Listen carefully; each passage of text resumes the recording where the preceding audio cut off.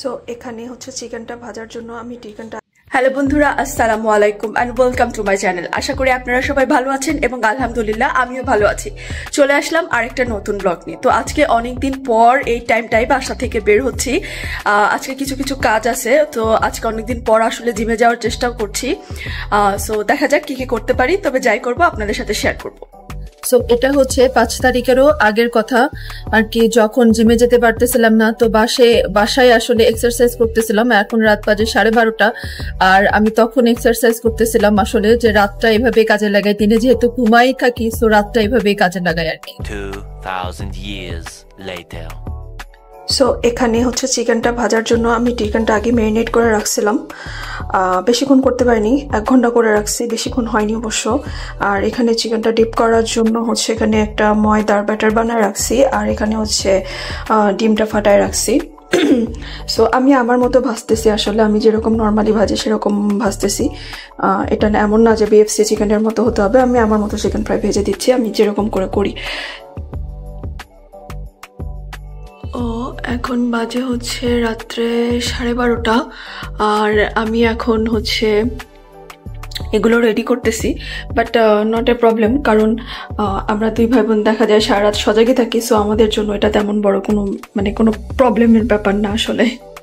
So এটা হচ্ছে আমার ভাইয়ার জন্য kind of PFC meal chicken fry, একটু পুরাই কে আমি একদম কম তেল দিয়ে ভাজছি যেরকম হয়েছে। আর যেহেতু আমার কাছে বাঁধাকপি নাই, আমি আপেল গাজর আর শসা দিয়েই ওকে কোলোস্লো টাইপ বানিয়ে দিছি, কাইন্ড অফ কোলোস্লো। আর এখানে তো ফ্রেঞ্চ ফ্রাই, হ্যাঁ শুধু এটা বানানো না, এটা অবভিয়াসলি বাইরে থেকে নেওয়া।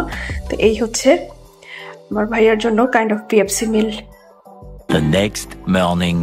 সো 32 নম্বরের যে বাড়িটাতে আগুন দেওয়া হয়েছিল, মানে বঙ্গবন্ধুর বাড়িটাতে যে আগুন দেওয়া হয়েছিল, অনেকগুলো স্টুডেন্টই এর পরের দিন এই বাড়িটা পরিষ্কার পরিচ্ছন্ন করতে গিয়েছিল আর কি। তো তাদের সাথে আমার ভাইও যোগদান করলো, যে ভাই কিনা বাসায় একটা কাজও করতে চায় না, সে স্বেচ্ছায় এই কাজটাতে যোগ দিল।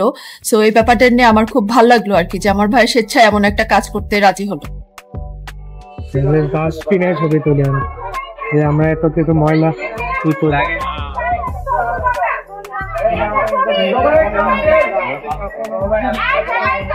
সবাই রাখতেছে এখানে, চলে যাও।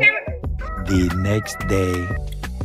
আর যেরকম ভাবে স্টুডেন্টরা আর কি পুরো দেশের মধ্যে আর কি এরকম ধরনের পেইন্টিং করতেছে, গ্রাফিটি করতেছে। সো আমার ভাই এইগুলো কাজেও নিজে থেকে আসলে যোগদান করলো। ও আসলে এই ধরনের কাজ করতে খুব পছন্দ করে, মানে এই ধরনের ভলান্টারি কাজ করা। সো এই কাজটাও সে নিজের ইচ্ছাতেই করলো এবং কয়েকদিন ধরেই করতেছে এই কাজটা।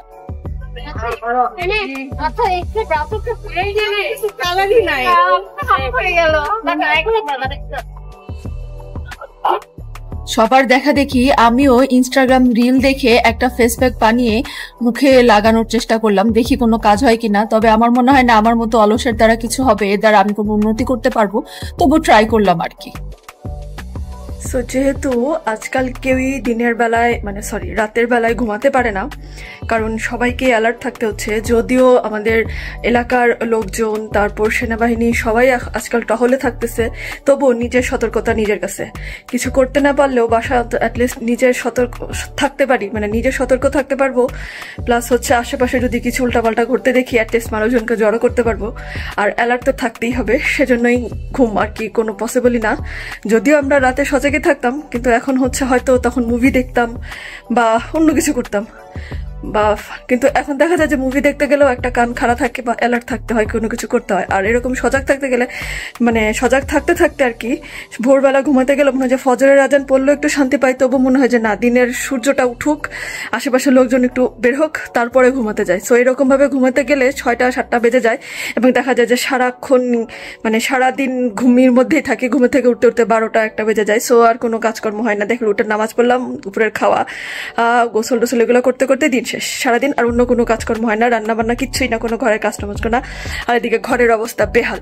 তাই চিন্তা করলাম আজকে যে রাতে যেহেতু সজাগই থাকতে হচ্ছে, মুভিটাই বরং দিনে দেখবো যখন দেখবো, আর এখন ঘরের কাজকর্ম করব। আর এই জন্যই আমার এই ঘরের অবস্থা খুবই কাহিল ছিল, তাই সব কিছু পরিষ্কার পরিচ্ছন্ন করা শুরু করলাম রাতের বেলায়। এখন প্রায় 2:30টার মতো বাজে, আর আমি মাত্র এখানকার ফার্নিচার সব কিছু পরিষ্কার করলাম আর কি।